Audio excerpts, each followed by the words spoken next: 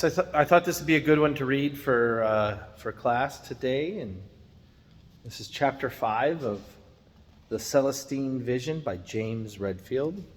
And so I'm going to go to chapter 5. On Sunday I like to read Luke 6, but today I'm reading chapter 5 of this one.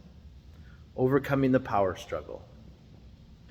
The great achievements of the interaction psychologist was to identify and explain the way humans tend to compete and dominate each other because of a deep existential insecurity. It has been from the East, however, that we have gained further clarification of the psychological underlying this phenomenon. As both science and mysticism demonstrate, humans are in essence a field of energy. Yet the East maintains that our normal energy levels are weak and flat until we open up to the absolute energies available in the universe. When this opening occurs, our chi, or perhaps we should call it our level of quantum energy, is raised to a height that revolves our existential insecurity. But until then, we move around seeking additional energy from other people. So think about that. In TPRS, when we read something, we want to read it, we want to reread it, we want to check for the input, check for comprehension, and see what kind of ideas are high frequency. So we can go into questioning with students and question students, talk about ourselves, talk about them, talk about a third person, talk about us, talk about we. And that's how we do the morphology, which we know as, in some languages, we know as conjugation or paradigm charts or any of that, things of that nature. We do it in TPRS, we do it in CI, it happens more in a natural approach. Okay, so let's go back in here. The great achievement of the interaction psychologist was to identify and explain. Let's go back to the top. What are we looking at here? We're in the living room of the building where I live. And this is chapter 5, Overcoming the Power Struggle. So let's slow it down. We got a lot of information. Sometimes we have to, when we get that input, we want to slow it down and see if people are going to pay attention to something. Are they paying attention to something in the background? Is the camera angle? Is the person's voice annoying? Is there music in the background? These are all things we're considering now, and things that our brains go to, and we still want to get the message. I want to be in flow. Chapter 5, Overcoming the Power Struggle. This comes from The Celestine Vision by James Redfield. So the context of this book is like Sunday school kind of stuff. I'm even wearing the Sunday jacket to do it. It's even Sunday, April 3rd, as we put this up, whatever platform we put it up on. So, overcoming the power struggle. Healthy relationships have to identify some of the psychological pitfalls. I know this because I do group therapy, I do individual therapy, and I've been doing this type of work my whole life. Because at a young age, my parents divorced, and my older siblings took it rough, and I was too young. I didn't have the kind of memories that they had, and but we've been doing family counseling for our whole lives, and even when my mother died in 1999, we kept doing that. So why is reading aloud important? Why is having long-form conversations important? Because we need to settle down. We need to calm down. We need to play a little Taylor Swift in the background for a brain break. And we need to read aloud to our students, and our students need to read aloud to us. And this is when we start talking about comprehensible input, but we mustn't forget about the importance or the benefit of comprehensible output. So me reading out loud teaches me languages. You hearing me read out loud teaches you the phonetics, the morphology, how the words go together, all the sounds, all the things that are in the linguistic toolkit, okay?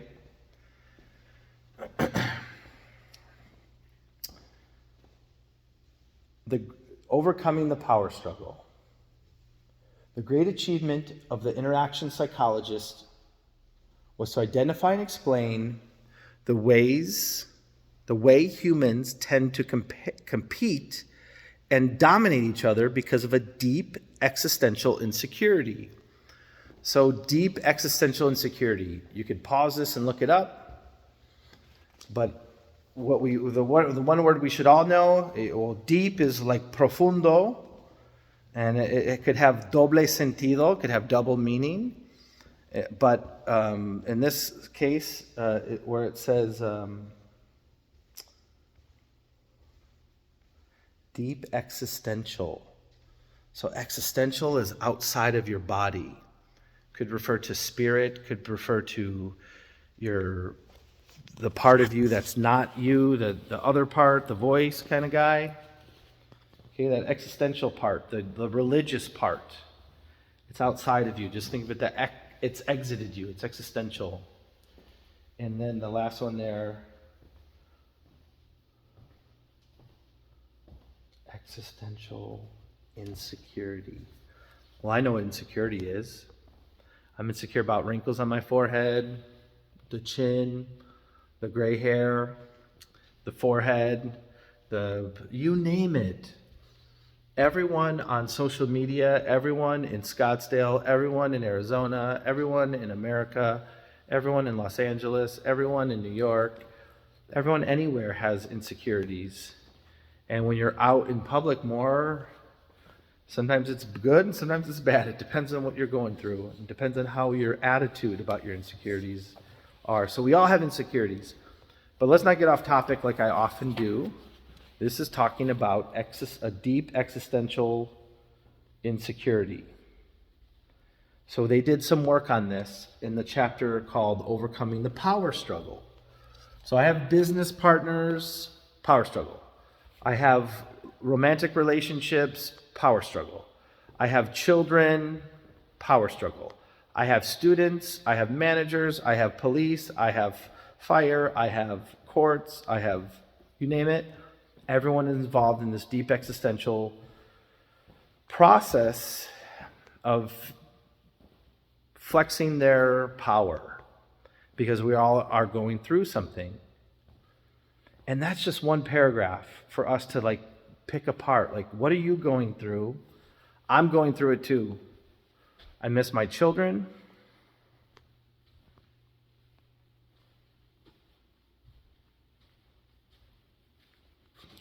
That's the worst of it.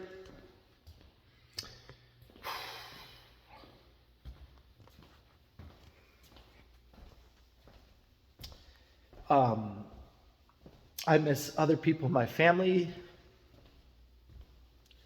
I miss some friends. Everyone's going through something. And so if you need to take a longer time in your car before you go in the grocery store, or you go into work, or you go into the house, take that extra time and listen to something that soothes you. Turn on NPR. NPR, is that NPR when they have the jazz music on. Because everyone's going through something. A breakup, a new job, a body thing, parents fighting, or whatever. We're all going through it.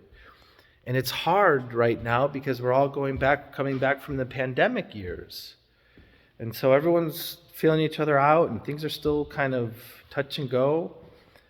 But the more we talk and the more we show that all men and women, mommies and daddies, and all kinds of things like that, we all go through stuff. And we have our ups and downs. But we have to keep communicating. And in what we do in our work is so important that we define things. So before I sign off, I'm going to give the definition of communication as it's coming from the podcast, coming from the ACTFL book, coming from Look, I Can Talk, all these things published by me, Bill Van Patten, other people, Michigan State, TPR-S books. These are projects we worked on for years. And we have a definition for communication. And in that definition, communication, there's got to be some criteria met. And so there has to be an expression of meaning, an interpretation of meaning, and a negotiation of meaning. And so let's clarify that a little bit and put it in the right order if there is one.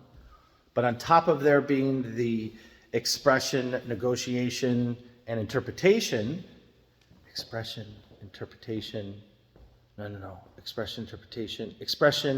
negotiation, interpretation, I think it should go in that order. In addition to that, we have to talk about there has to be a purpose for communication. And so what could the possible purposes be? And the purposes could be for educational, for facts and information. They could be for entertainment.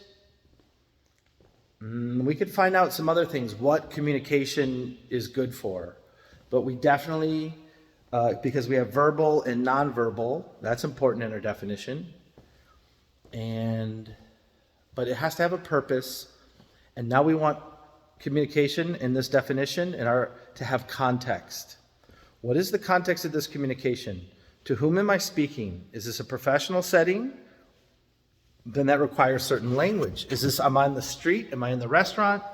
Am I dating? Is it family? Is it words I want to teach to my children?